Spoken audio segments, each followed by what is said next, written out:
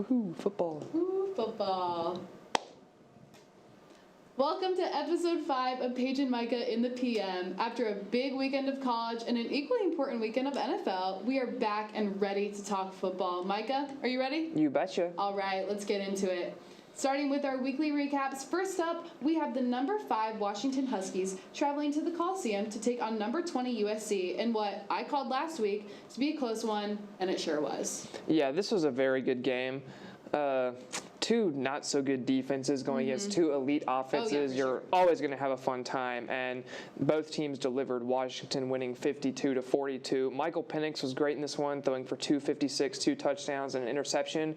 But who impressed me the most in this game was Dylan Johnson for the Huskies, rushing for 256 yards and 4 touchdowns. That is amazing. With this USC team, you expect other teams to be able to gash them through the air, but I don't think anyone expected this Washington rushing attack, which hasn't been amazing all season, to pop off the way that it did in this one. Oh, for sure. I mean, Dylan Johnson and Michael Penix going for the same yards, but one on the ground and one in the air. Like, that was amazing. I was really impressed with this Washington offense. A really close game. Caleb Williams for USC putting up 312 yards, 3 touchdowns, edging his name back into that Heisman race. No.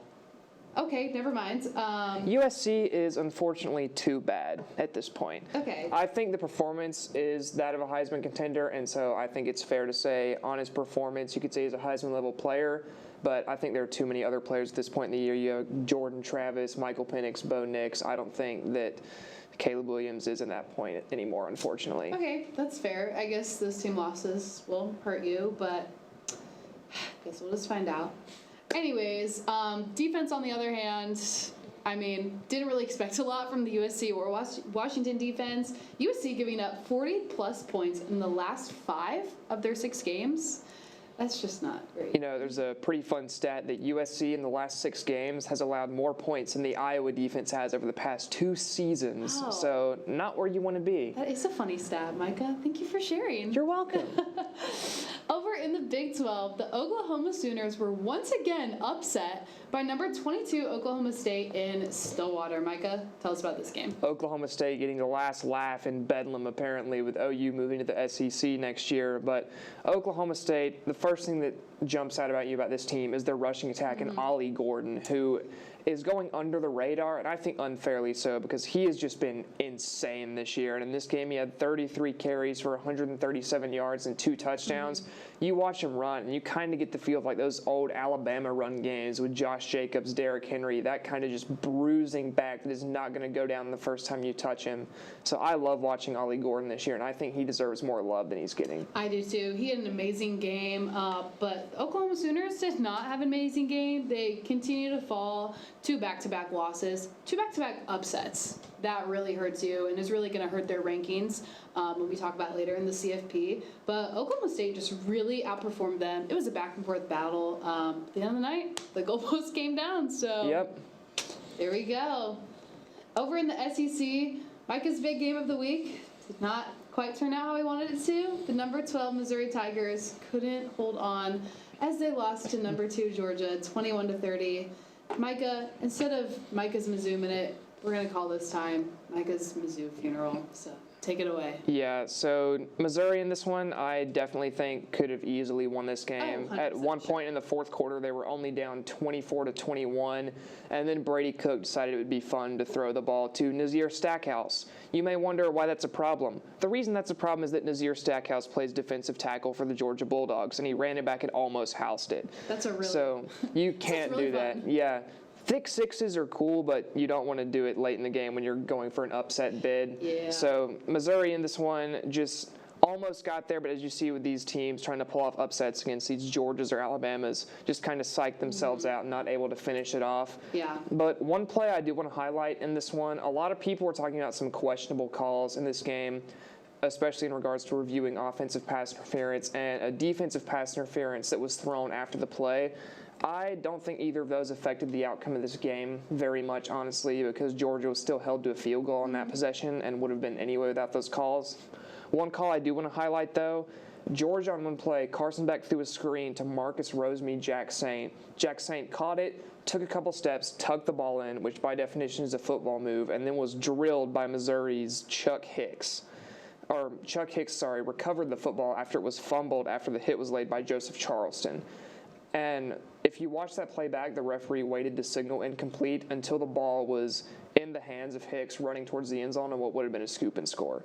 And while I still think Missouri should have won this game, even if that play would have played out the exact same way it did, I think you have to acknowledge that that was a pivotal point in the game that kind of stalled some of Missouri's momentum and did not do them any favors. For sure, 100%. Missouri's performance kind of was very shaken up after that play. But, turnovers are big. Missouri had a few turnovers. But this was a great matchup, Micah. And yeah, I know you've been looking forward to this one for the whole season. Yes. So and it delivered for most of the game. I give it credit. Yes. Cody Schrader played really well for Missouri in this one. I think that's getting a bit lost in the shuffle after this game of, Missouri's SEC East hopes are done. But Cody Schrader, they were just running HB stretch to one side of the field or the other, and they could not stop him. He was having his way with the Georgia defense. So credit to Cody Schrader, who is currently leading the SEC in rushing yards. For sure. That's awesome. Well, Micah, you know what they say. There's always next season. I don't know about that for Missouri. It's not the kind of season that comes around for this team a lot, although I will say a lot of their talent is young, so maybe. We'll have to see. We'll have to see. And game of the week in Tuscaloosa as the number 14 LSU Tigers were outscored in the second half, leading them to a 28-42 loss to number 8 Alabama. A crazy game in Tuscaloosa. I really wish LSU, as much of an Auburn fan, it pains me to cheer for LSU. We don't cheer for Alabama, so. Yeah, I think a lot of this game, people are going to say, well, if Jaden Daniels doesn't go down, LSU wins this game. Jaden Daniels isn't doing anything on the defensive side of the ball for LSU, and that's where the problem is. You've got to hold this Alabama team that has looked inept at times this year on offense to less than 42 points, especially in Tuscaloosa, if you want any chance. All season I've been saying, I don't care how good your defense is, Jaden Daniels is better. And when he was in the game, he was playing like he was better. But as soon as he went down, you can immediately tell that this LSU team was dead in the water. Yeah. They were not able to keep up with Alabama without their starting quarterback. And just now, Alabama looks to have a free run to Atlanta for the SEC title game. Definitely going to be a battle between them and whoever they end up playing. But let's talk a little bit about Jaden Daniels. He also led the team in rushing, going for 11 carries, 163 yards, and a touchdown. So props to him. But leaving the game with a head injury in the fourth, what does this mean for LSU, do you think? I think that's a major concern for LSU the rest of their season. They have some sneaky, difficult games coming up. Next week, they play Florida, who has not been good, has lost to Arkansas, but that is not a team I would want to play with a backup quarterback going into his first start of the season. So, well, I still think they win that game. I think they need to be careful. For sure. A crazy weekend. Let's head into the Conference Center now to see how the other teams stacked up this weekend. All right, starting us off in the ACC. Painful game for me. Number 15, Notre Dame Fighting Irish traveled to Clemson and lost 23-31. Just think the offense forgot to get out on the plane. Sin Hartman going for 146 yards, no touchdowns, 2 interceptions. Audric Estime getting locked up, 17 carries, only 87 yards, 1 touchdown. And for a guy who was leading the NCAA in rushing yards, has now dropped to 9th. And we talked last week, this Clemson team, underperforming, not doing very well. Their time as a powerhouse is over. Just very surprised me. Not in a in the middle of the week last week, there was a call that came in on a Clemson radio show from a kid named Tyler from Spartanburg who asked Dabo, why is he getting paid so much to go 500 on the season? And you got a vintage Dabo Sweeney, I don't want to say rant, but a fiery response. And I think from that point in the week, everyone was going, ooh, Clemson might do something this weekend in Death Valley. And that Clemson defense showed out. Jeremiah Trotter with a pick 6 in that game. Clemson's defense just is, I think people forget how good this Clemson defense is, that even when the offense is not playing perfectly, they still turn the ball over a couple times. That this defense is enough to bail them out of games. Do we think that they can hold on to this for the rest of the season? I think they can keep up this form the rest of the season. I just want to see next season, can they put a full season together again like they did 3 or 4 years ago? For sure. Talking about a full season, number 4, Florida State at Pitt. They won 24-7. A good one for them. Not a very convincing win. Pitt got slaughtered by Notre Dame. Yeah. Then upset someone a couple weeks back. But a good win for Florida State. You know, they're number 4 right now. They need to continue to prove that, you know, they can win out in the ACC and they can make the top 4 CFP. Jordan Travis going for 360 yards and 1 touchdown. But some injuries and illnesses on the Florida State side. Yeah, I think coming into this game, you were kind of wondering what Pitt team are we going to get? Are we going to get the Pitt team that beat Louisville, or are we going to get the Pitt team that got murdered by Notre Dame? And I think the loss of Keon Coleman and Johnny Wilson, Florida State's top 2 receivers, who are both out for undisclosed injuries, Wilson missing his 2nd game in a row, I think that really stalled out the Florida State offense and so kind of kept them limited.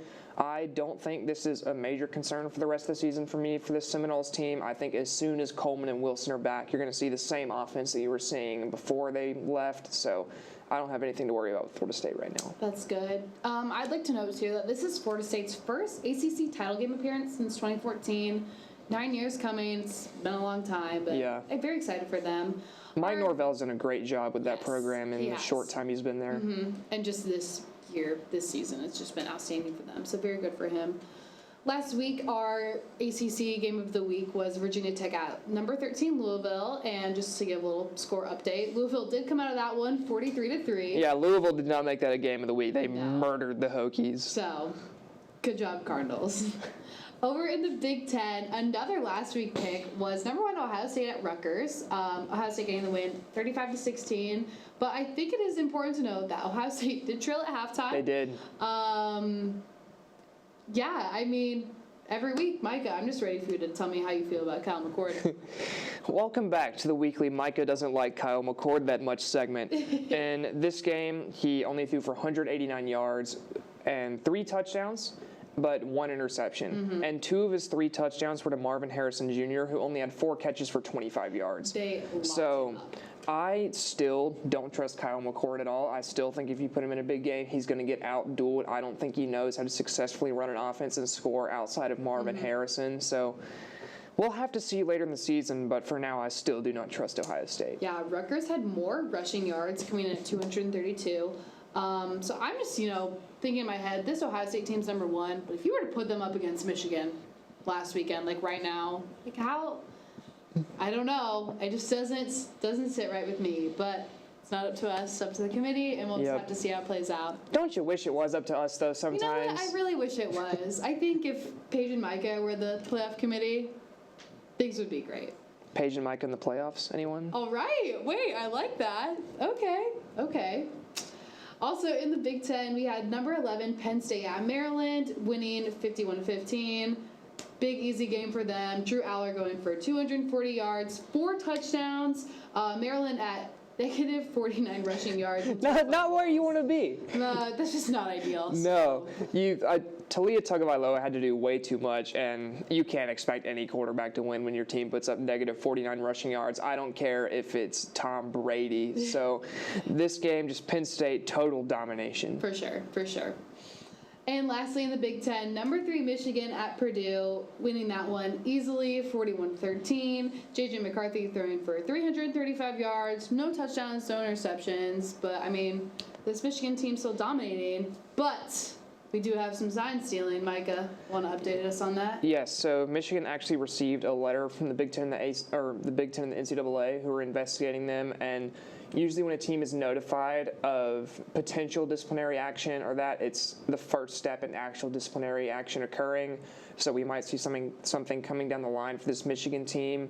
But I will say, other news came out today that Michigan presented documents that showed that Purdue and Ohio State and Rutgers last season all had Michigan signs and were passing them back and forth for the Big Ten title game that Purdue was in. And then Ohio State's game versus Michigan, they had Michigan signs maybe, and then Ohio State changed up their signs and still got blown out, which is hilarious. But we don't know the full story on all this yet, so we'll have to keep monitoring this as it develops. Just a lot going down, so we'll keep you all updated on the latest. Over in the Big 12, number 23 Kansas State at number 7 Texas. Texas coming away in a narrow overtime win, winning 33-30. The Longhorns had a 24-7 lead at one point in the game, and K-State scored 16 in the fourth to send them to overtime. Yeah, Texas, some concerned Texas fans after this game, because with how good you looked in the first half, to almost blow this is really not what you want to be doing. And and they just have to be thankful that Kansas State didn't just try to kick the field goal and send it to double overtime. I still don't understand that decision, trying to go for it on 4th and goal. It did not work at all for the Wildcats, so Texas escapes in this one. Yeah, and Quinn Ewers being out, so Malik Murphy stepped in, throwing for 248 yards, 1 touchdown, 2 interceptions, but as a backup, not bad stats. And they were able to hold on and were able to get the win, so props to him. But Will Howard for Kansas State throwing for 327, 4 touchdowns, an interception, but those are some pretty good stats. Yeah. Also to note, number 21 Kansas at Iowa State, narrowly escaping 28-21. Yeah, Kansas was up big in this one. Another game where the team went out big early and almost blew it. So keep an eye on this Big 12 the rest of the year for a lot more close games like this. Oh, yeah, for sure. And in the Pac-12, we have Cal at number 6 Oregon. I mean, the Ducks stomping out Cal to beat down 63-19.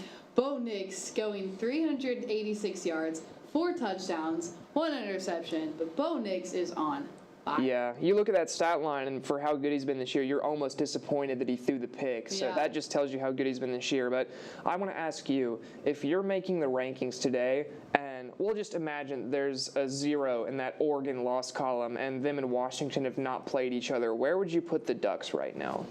I believe Micah had the Ducks at 3, 2? At 3, wow. Yeah, somewhere around there. I mean, performance after performance. I wish the rankings were just on how a team performed the week before, which, I mean, they kind of are, but, like, if there was a 0 in their loss column, like, put this Oregon team up top. Yeah. I am just very impressed with Bo Nix. I'm very impressed with this offense. I think these Ducks can go a long way. I think they look very good right now, and they should have a chance to avenge that one loss in the Pac-12 title game in a few weeks, so we'll see what they do then. Very excited to see that. We also had number 16 Oregon State at Colorado. Oregon State coming out with a win, 26-19. The Buffs fall to 4-5 after a hot start to the season. I'm a little disappointed, I'm not going to lie, but I mean, the Colorado offensive line in this one was not good enough. Shadur Sanders was taking hit after hit after hit, and in the second half, you saw him start to get up after sacks and kind of stumble around out there, and he did not look good at all. Eventually would go to the locker room for a little bit, so credit to the Oregon State defense for that, but I don't understand the decision to switch play callers for Colorado, because this is by far some of the worst the offense has looked all year, so if it was me, I would go back to the old play caller, but what do I know? I'm sitting here talking about it in the studio, so we'll leave the decisions to Coach Prime out there. If only it was up to us, Micah. If only. Also in the Pac-12, number 19 UCLA upset by Arizona. Arizona never trailed in this game after scoring right off the bat in the first. Noah Fafita going for 300 yards, 3 touchdowns, 1 interception. This Arizona team is not a team we've talked about a lot, but this offense is legit, though. Arizona needs more credit. They've been playing really well. They took USC to double overtime, almost beat them. No one wants to play this Arizona team right now. No one. And, you know, they're creeping up into those rankings, so we'll see how it plays out for them. Very exciting for these Wildcats. Yeah, for sure. One guy I do want to give some love to in this game, though, is UCLA edge rusher Leatu Latu. Guys, if y'all have not tuned into a UCLA game yet this year, you need to, just to watch number 15 rush the passer. His power, his speed off the edge is insane. Anytime he was one-on-one with a Arizona offensive lineman, he just made him look like a turnstile. Their left tackle, Jordan Morgan, is a pretty good prospect for this upcoming draft. Could be a borderline first, second round guy. And Latu made him look like he'd never played football in his life. Crazy. So if you guys haven't watched UCLA yet, watch UCLA. Watch Leatu Latu because he is legit. Amazing. So good for him. And finally, ending the conference center with the SEC, we had Texas A&M giving Ole Miss quite the scare. But Ole Miss being able to escape 38-35. A&M came back after being down 31-21 in the fourth. Their game-time field goal was tipped. Yeah, you got to feel for A&M this season. 3 of their 4 losses are by a touchdown or less. Just brutal for the Aggies, and still stuck with that Jimbo Fisher contract. I think if you walk around College Station at Christmas, instead of the Salvation Army people, you're going to see the Texas A&M boosters out there. Fire Jimbo, donate money to fire Jimbo. So we'll see what happens with that. But oh my goodness. if his buyout wasn't what it was, I think he might already be gone. Yeah, and I think it's also, we need to highlight Quinshon Judkins going for 23 carries, 102 yards, 3 touchdowns, including the late game winner for Ole Miss. Jackson Dart throwing for 387 and 2 touchdowns. Yeah.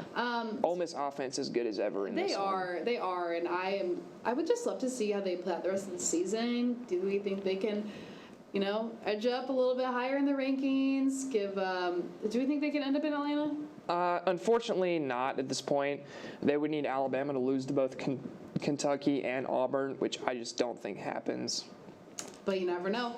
Could happen. You never know, but I would not buy the tickets to Mercedes-Benz Superdome if I were you Ole Miss fans. All right. Finally, in the SEC, we had Arkansas at Florida. Game-winning touchdown by Arkansas in overtime. Micah, I know you're a Florida fan, so... Yeah. About that one. So this game, I think you saw some of the things that have made people question Billy Napier as a coach at Florida in the past couple years. Some questionable offensive play calling, some conservative play calling early in a game that gets Florida in a hole. And so while I don't think Napier's on the hot seat right now, I think he better hope that his highly touted recruiting class that he has coming in pans out, or else there might be a lot of people campaigning for him to be gone. Yeah, and before we close out the Conference Center, we always got to give some love to the little guys. Currently in the AP poll, we had Tulane coming in at 20, James Madison at 21, who, big news, just sent a letter to the NCAA trying to seek bowl eligibility. Give it to them. They deserve it. They're so good. They do. They should be in a New Year's Six bowl game, and I don't understand why we have this rule that says you can't play in a bowl game just because you used to be in the FCS. It's so dumb. We see in March Madness, anytime a small team in March Madness does well and has a run like Princeton last year, everyone's like, yay, look at the little guy go. And in football, we're like, okay, little guy, you have to stay there. You can't play in a bowl game because you used to not be as good as everyone else, so stay there until you're here for a minute. It's so dumb. Let them play in a bowl game. Do you feel better now? I do. All right, perfect. Finally, Liberty, one of the last few remaining undefeated teams, cracked the top 25 with the win against Louisiana Tech. They did, and they cracked the top 25 because another one of our undefeated teams lost. Air Force lost to Army in the Battle of the Armed Forces. They lost 23-3. So bad luck for Air Force and undefeated season no more. But is it really a loss for them? I mean, yes, it's a win for America. So fine, I'll give you two that. America teams playing I'll give you America wins. No one How about can that? lose. How about America that? wins. USA. Go America. Go America. All right. With lots of change happening in the AP poll, week 2 of the CFP just dropped. So let's go to pick 6 and see how this week's rankings match up with what we think they should be. Micah, want to read us off the top 6? Yeah, so your new college football playoff rankings this week are unchanged. It is still Ohio State, Georgia, Michigan, Florida State, Washington, and Oregon. And I personally do not think Ohio State should be at number 1. I don't think Kyle McCord is good enough, personally. I think if you put him against Carson Beck, against J.J. McCarthy, against Jordan Travis, against Michael Penix, against Bo Nix, I don't think he outplays any of those quarterbacks. And with how good all of these teams' offenses are, you look at the Ohio State defense. It is a very good defense, but who's to say that the Georgia defense isn't better? Even the Oregon defense has been playing close to that level. The Michigan defense is quite good. For sure. So I think as well-rounded teams, Ohio State is not even top 4 in my opinion. I think our rankings, we have them at 5th. We have Michigan at 1, Georgia at 2, Florida State at 3, then Washington at 4, Ohio State at 5, and Oregon at 6, just because they have the loss. Like we said, if Oregon didn't have the loss, they'd be higher, but they do, and so they're 6th. If we're not looking at record, what are we doing here? So a lot of unchanged, but, I mean, Micah, we've only got 3 weeks left. 3 weeks left of rankings before Selection Day. On December 3rd, this has been a really fun college football season. I'm really excited to see who makes what bowl. When we come back, we'll jump into the pros and talk everything NFL. Don't go anywhere. You're watching Paige and Micah in the PM. Welcome back to Paige and Micah in the PM. Now it's time to head over to the pros and see how everything shook out this weekend in the NFL. Starting in the AFC East, the Dolphins I think it's important to know that they are 6-0 versus winning records and 0-3 versus losing records. That's pretty laughable if you ask me. Yeah, really. I'm not sure how seriously we can take this Dolphins team after losing to the Chiefs in Germany. Did not look great at all. They kept Tyreek Hill under wraps. So I don't know about this Dolphins team. And then also in this division, I don't know about the Bills either. This offense looks frankly bipolar. Very bipolar. They don't really know what they're doing. It seems like Josh Allen, while he has some creative genius type plays, we're like, look at this guy go. Some plays you're like, did he mean to throw that to the corner? What is he doing? Did he do that on purpose? The turnovers are just inexcusable. So at the top of this division, I think you have two teams who might finish with good records, but also might get exposed very quickly in the postseason. Very quickly. The Jets, let's talk about them a little bit. Hit a bad loss to the Micah's Chargers on Monday Night Football. Didn't score a single touchdown. Defense, baby! Finally! But is there a light at the end of the tunnel for these Jets fans? Aaron Rodgers making an appearance and without crutches and he's throwing the ball. Yeah, I don't know what kind of hallucinogenics he's doing, psychedelics, with his, frankly, unorthodox training program that he has, but we might see him back at the end of the year, and if we do, that would just be, frankly, a miracle recovery from a torn Achilles. So kudos to Aaron Rodgers, I guess. What is your recovery schedule? I would just love that. Over in the North, all 4 teams would make the playoffs if the season ended today. The Ravens sit at 7-2. Do we think they're the best team in the AFC? They're certainly trending that way. This rushing attack has looked unstoppable. Seattle has looked pretty decent all year against the run. Nothing special, but definitely not bad the way the Ravens made them look.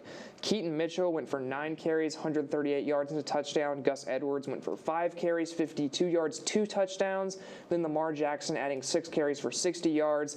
This rushing attack looks, frankly, unstoppable right now. And when you combine it with how well this defense is playing, they held Seattle to just 150 total yards. That's not insane. Passing yards, not rushing yards, total yards. That's amazing. Which for an NFL offense to be held to under 200 and almost under 150, you got to give credit to that defense. They are playing out of their minds right now. For sure. I think if you're a Ravens fan, I would have some hope for how the rest of the season's going to play Yeah, out. they're doing it quietly too, but under the radar. Yeah. Got to give some more love to the Ravens over here. The rest of the North is sitting at 5-3 currently. The Bengals are fully back. Offense is humming. Defense is playing well. Do we think they can make a push for the division? I think they're going to be close because they still have the Ravens on their schedule. So if you can win that game, that goes a long way towards doing it. And as soon as Joe Burrow got healthy, this team just immediately went back on schedule, beating the Niners and Bills in back-to-back weeks. So the Bengals look legit right now. The Burrow magic. Yes. The Burrow magic. Joe Cool. All right. And the Browns and Steelers, tell us a little bit about them. So they kind of feel like the same team a lot of weeks to me, where you have horrible offenses that are being dragged kicking and screaming to the playoffs by elite defenses. Both of these defenses are just absolutely insane. All the defenses in this division, honestly, are very scary to go up against. The edge rush duos on these teams with Myles Garrett, Jadeveon Clowney for the Browns, and then TJ Watt, Alex Highsmith for the Steelers. Those are some excellent players that you do not want to be lined up across from. So I don't know if either of these teams will end up making the playoffs at the end of the year, but I think if they do, it's going to be because of their defenses. Lots of competition in the North, but the South Division, starting with the Texans, C.J. Stroud. 30 for 42, 470 yards, 5 touchdowns. This is a rookie record for both yards and touchdowns in a single game. Like, rookie of the year, give me C.J. Stroud. Yeah, give it to him right now. He has been insane.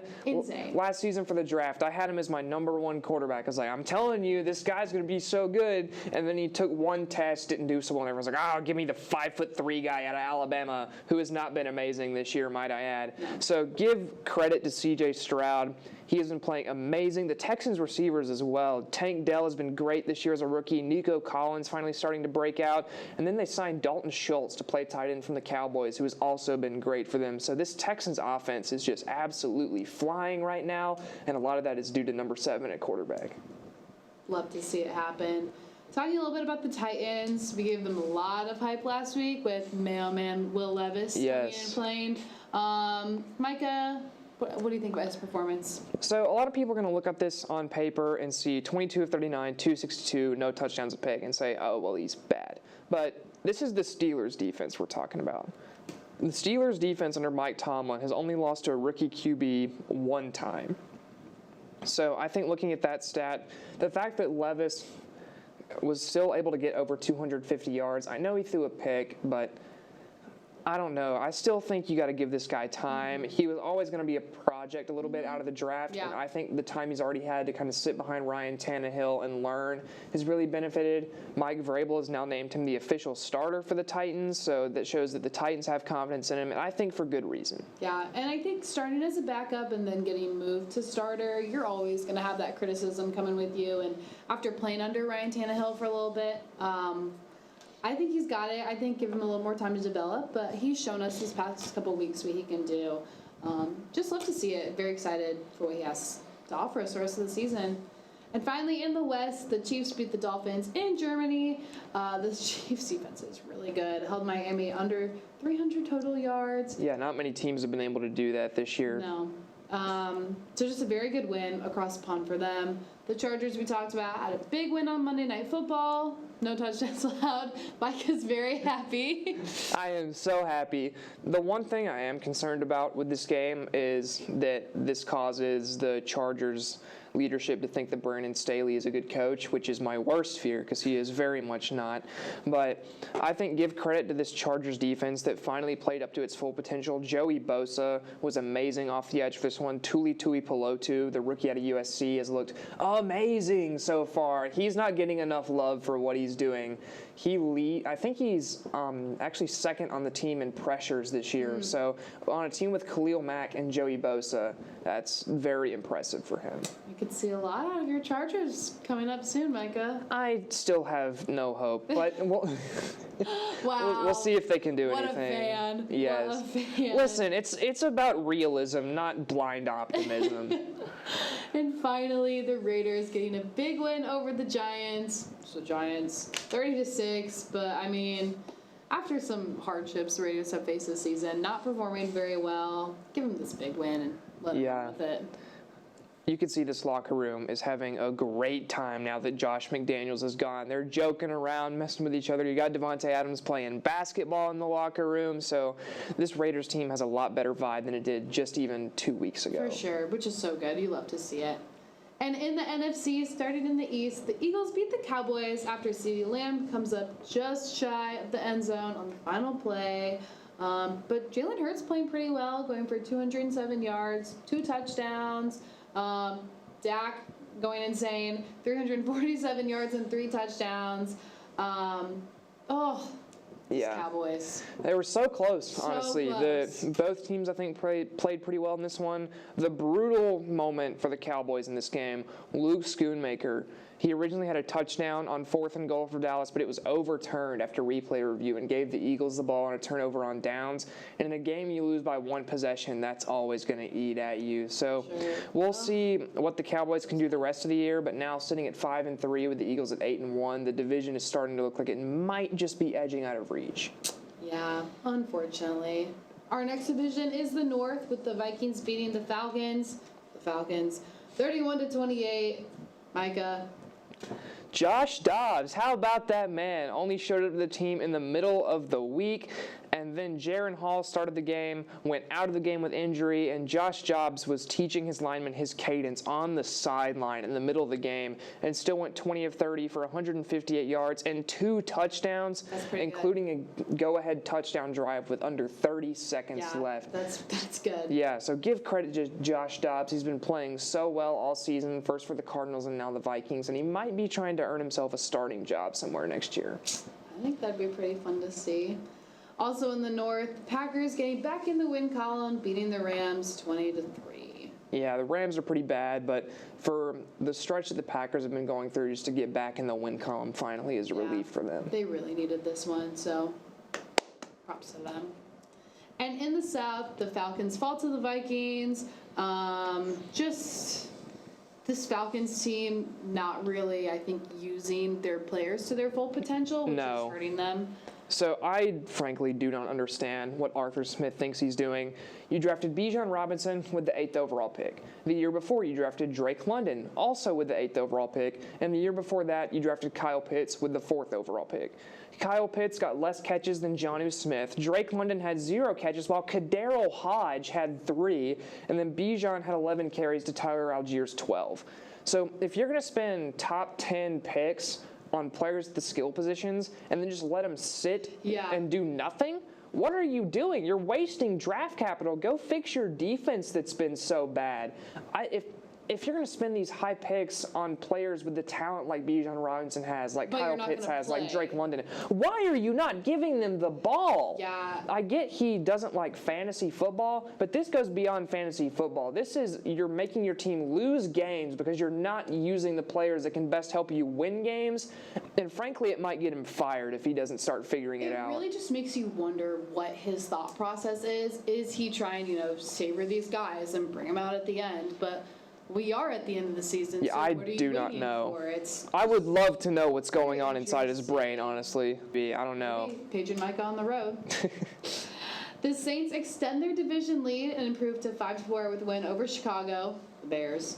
But, Derek Carr going for 211 yards, 2 touchdowns, looking pretty good. Yeah, Saints offense back-to-back weeks has looked at least competent, which is more you could say for them beforehand. So I know it's the Bears, but they've now extended their division lead. They're 5-4. Falcons sit at 4-5. So a team that a lot of people thought would have kind of a lost season is now thinking maybe about a playoff berth. Yeah, that'd be exciting to see. Team that's not really exciting to see is the Bucs losing brutally in Houston.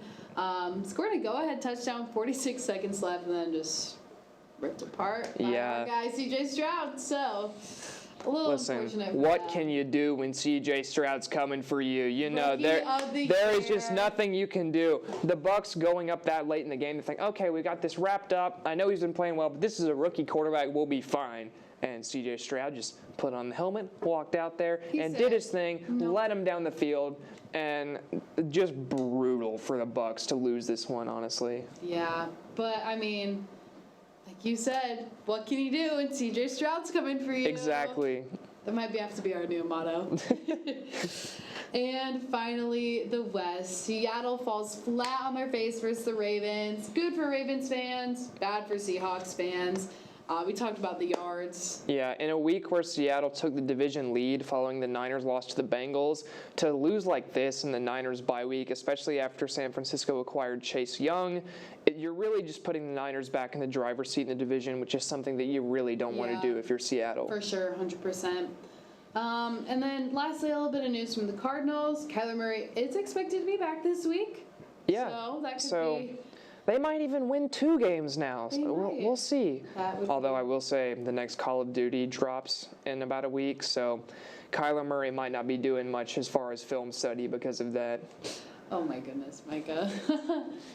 All right, now there are no windows in the studio. But Micah, I believe it's dark outside. What is it, like 3 p.m.? No, I'm just kidding.